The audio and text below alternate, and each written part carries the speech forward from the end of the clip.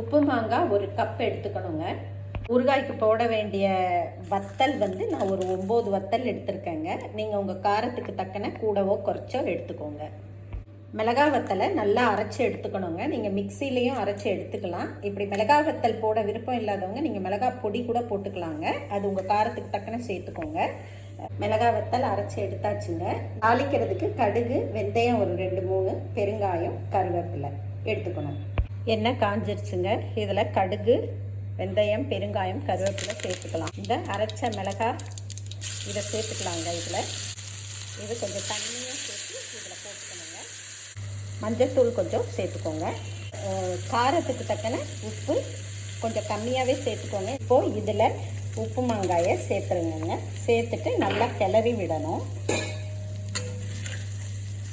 கிளறி விட்டால் அடுப்பில் கொஞ்சம் நேரம் இருக்கணுங்க.